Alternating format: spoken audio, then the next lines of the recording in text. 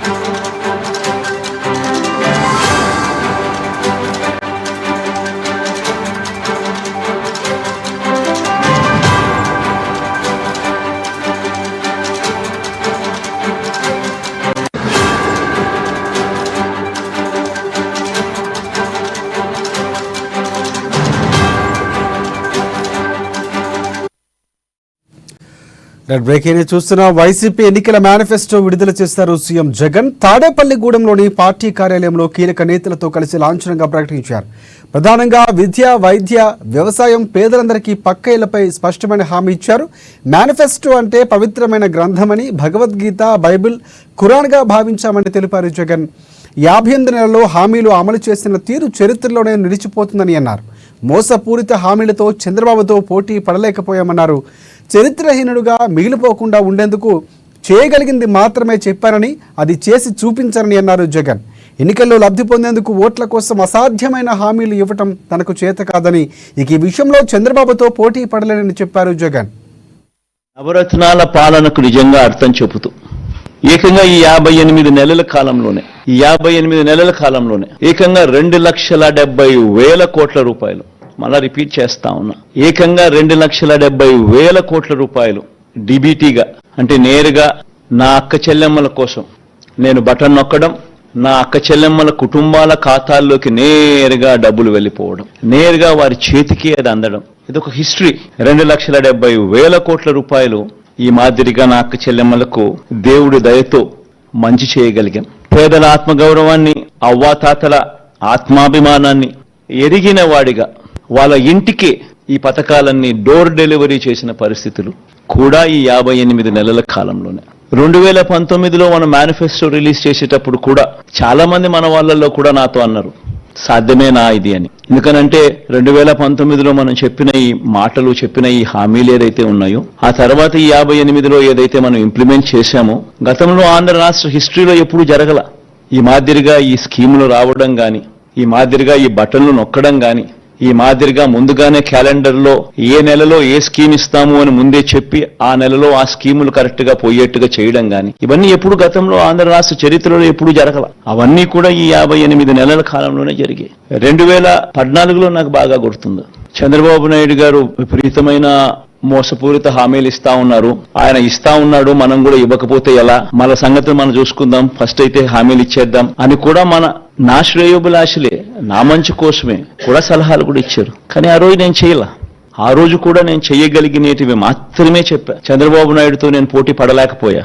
ఈ రోజు నేను గర్వపడతా ఉన్నా. నాకు అధికారం 2014లో రాలేకపోయినప్పటికీ కూడా చరిత్రలో చరిత్రహీనుడిగా మిగిలిపోకుండా చేయగలిగినటివి మాత్రమే చెప్పి చేసి చూపించి మళ్ళీ ప్రజల దగ్గరికి ఈ రోజు చరిత్రలో ఒక హీరోగా ఈ రోజు ప్రజల దగ్గరికి వెళ్తున్నాం.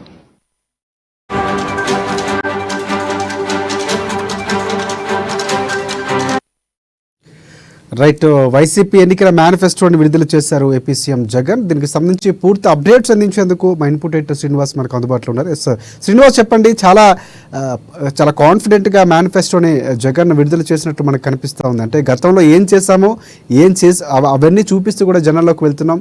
100% అంటే ఈ స్థాయిలోనే చరిత్రహీనుగా మిగిలిపోకుండా కొన్ని చాలా కీలకమైన పదాలు కూడా ఉపయోగించారు. అసలు మేనిఫెస్టో పూర్తిగా అందులో అంశాలు ఏంటి, ప్రధానంగా చేర్చినటువంటి అంశాలు, మళ్ళీ నవరత్నాలు కొనసాగిస్తున్నటువంటి పరిస్థితి ఉంది. సో దానికి సంబంధించి పూర్తి అప్డేట్స్ ఏంటి?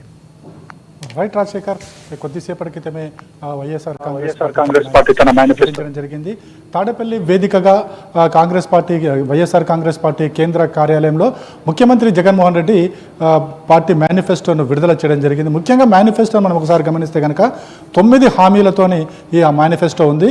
ప్రధానంగా చూసుకుంటే కనుక నవరత్నాలు ప్లస్, గతంలో అయితే 2019లో నవరత్నాలను ఫేజ్ మీద తీసుకురావడం, అవే నవరత్నాలు కొనసాగింపుగా ఈసారి నవరత్నాలు ప్లస్ పేరుతో 9 హామీలను ఈసారి ఇవ్వబోతుంది. 9 అంశాలకు సంబంధించి కూడా పూర్తిగా తను హామీ ఇచ్చినట్లు కూడా ఆయన స్పష్టం చేయడం జరిగింది.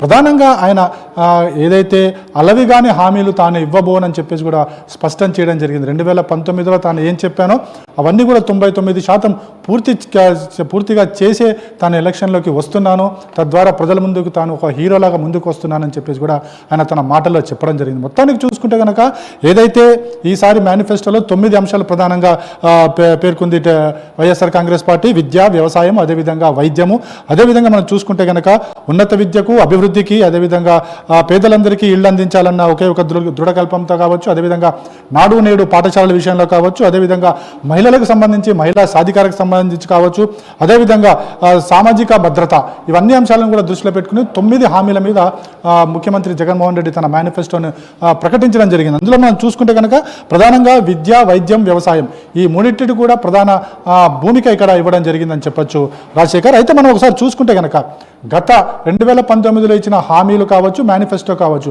ఆ మేనిఫెస్టో అంతా కూడా తిరిగి కొనసాగుతుందని మాత్రం స్పష్టం చేయడం జరిగింది. ఆ మేనిఫెస్టోలో కొన్ని అంశాలకు సంబంధించి చూసుకుంటే కనుక అక్కడ వాటి పరిమితిని పెంచారు, మరికొన్ని అయితే యథావిధిగా కొనసాగిస్తూ వచ్చారు. అయితే ఆయన చెప్పిన దాని ప్రకారం చూసుకుంటే కనుక ఏదైతే బడ్జెట్కి సంబంధించి, ఏదైతే సంక్షేమానికి సంబంధించి తాను ఇదివరకు పెట్టిన ఏవైతే గ్రాంట్స్ ఏవైతున్నాయో అవన్నీ కూడా కొనసాగించాలనుకుంటే కనుక ఖచ్చితంగా తాను చెప్పే ఏవైతే ఉంటాయో అవన్నీ కూడా అమలు చేసి తీరుతాననే ఒక దాంట్లో హామీ ఇవ్వడం జరిగింది. ఒకసారి మనం చూసుకుంటే కనుక ప్రధానంగా చూసుకుంటే కనుక అమ్మఒడికి సంబంధించి ఇప్పటివరకు కూడా రాష్ట్ర ప్రభుత్వం 15,000 మాత్రమే ఇస్తుంది. దాన్ని 17,000కు పెంచడం జరిగింది. ఆ 17,000లో కూడా 2,000 రూపాయలు ఏదైతే ఉందో ఆ 2,000 రూపాయలు కూడా స్కూల్ అభివృద్ధికి, అంటే స్కూల్కి కావాల్సిన అవసరాలు, కనీస అవసరాలు తీర్చడానికి తీర్చే విధంగా కూడా ఈ 2,000 కేటాయిస్తున్నట్లు అందులో స్పష్టం చేయడం జరిగింది.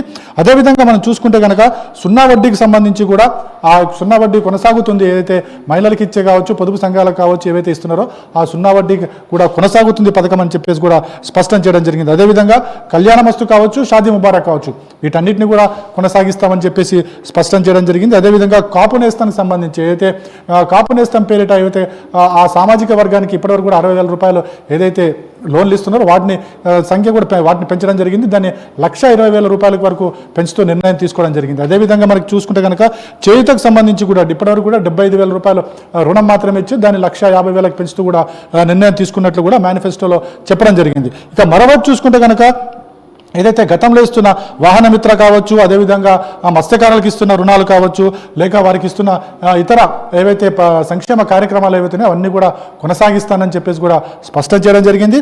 అదేవిధంగా మనం చూసుకుంటే కనుక గతంలో ఏవైతే తాను ఇచ్చిన హామీలన్నీ కూడా పూర్తి చేశానని చెప్పేసి కూడా చెప్పడం జరిగింది.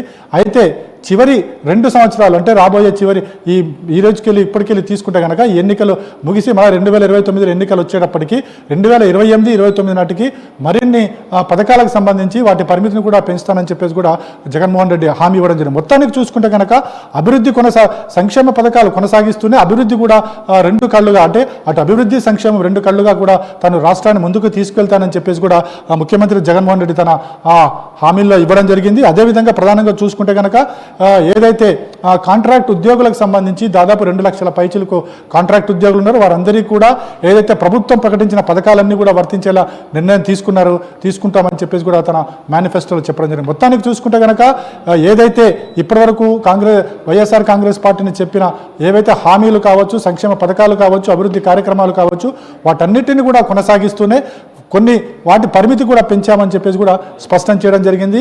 ఏవైతే చెయ్యగలమో వాటిని మాత్రమే చెప్తామో, అలవి కానీ హామీలు ఏమీ కూడా ఇవ్వబోనని చెప్పేసి కూడా జగన్మోహన్ రెడ్డి స్పష్టం చేయడం జరిగింది. రాజశేఖర్, రైట్ అంటే పెన్షన్ కూడా పెంచుతున్నటువంటి పరిస్థితి కనిపిస్తుంది. పెన్షన్ 3500. సో ఇవన్నీ చూసుకుంటే కనుక గతంలో సూపర్ 6 అంటూ కూడా చంద్రబాబు వచ్చినటువంటి పరిస్థితి. సో ప్రజల్లోకి 6 గ్యారెంటీలతో ఎలాగైతే తెలంగాణలో వచ్చారో సూపర్ 6 అన్న పేరుతో టీడీపీ ప్రజల్లోకి వెళ్ళే ప్రయత్నం చేసింది. సో దానికి సంబంధించి కూడా కొన్ని విమర్శలు చేసినట్టు తెలుస్తుంది. సూపర్ 6 పూర్తిగా చూసుకుంటే కనుక, లేకపోతే ఇప్పుడు మేనిఫెస్టోకి సంబంధించి కానీ, సో ఏ విధంగా చూడొచ్చు అంటారు?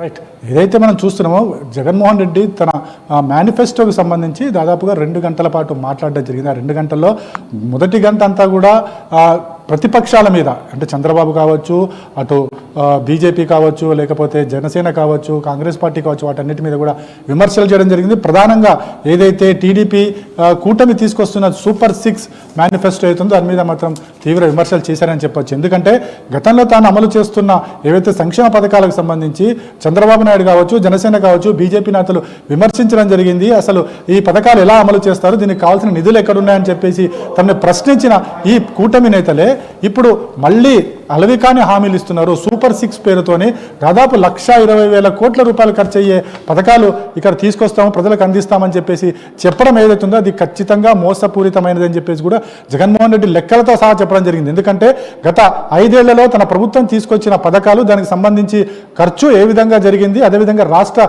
ఆదాయం ఎంత ఉంది, వనరులు ఎట్లున్నాయి, వనరుల నుంచి ఏ విధంగా ఆదాయం వస్తుందన్న అంశాలన్నింటి కూడా వివరిస్తూనే ఏదైతే సూపర్ 6 పేరుతో ఏదైతే టీడీపీ కూటమి తీసుకొస్తున్న ఏవైతే హామీలు ఏవైతే ఉన్నాయో, సంక్షేమ పథకాలు ఏవైతే ఉన్నాయో అవి ఎట్టి పరిస్థితుల్లో కూడా అమలు కావు, అవి ప్రజల్ని మోసం చేసేవిగా ఉన్నాయని చెప్పేసి కూడా జగన్మోహన్ రెడ్డి తన వ్యాఖ్యల్లో పేర్కొనడం జరిగింది.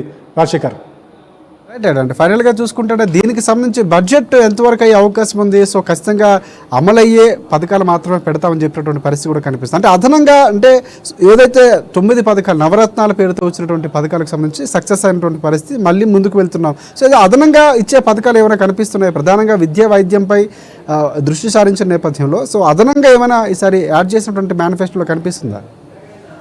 ఇప్పుడున్న పరిస్థితులు మనం చూసుకుంటే కనుక పెద్దగా కేటాయింపులు అయితే, అంటే పెద్ద మేనిఫెస్టోలో పెద్దగా పెంపుదల కావచ్చు అట్లాంటివి ఏమీ లేవు. కేవలం కొద్దిపాటిగా అంటే రైతులకు, వ్యవసాయానికి తాను పూర్తి స్థాయిలో నిధులు వెచ్చిస్తానని చెప్పడం జరిగింది. అదేవిధంగా విద్యా వైద్యం కోసం కూడా నిధులు వెచ్చిస్తానని చెప్పడం జరిగింది. అంటే విద్యా, వైద్యం, వ్యవసాయం ఈ 3 కూడా ప్రధానంగా రాష్ట్రంలో ఉండబోతున్నాయి. కాబట్టి వీటికి సంబంధించి కొనసాగిస్తాను. అదే చివరి 2 ఏళ్ళు కూడా వీటికి సంబంధించిన నిధులను కావచ్చు, లేకుంటే వాటికి ఇస్తున్న పరిమితిని కావచ్చు పెంచుతానని చెప్పేసి కూడా హామీ ఇవ్వడం జరిగింది.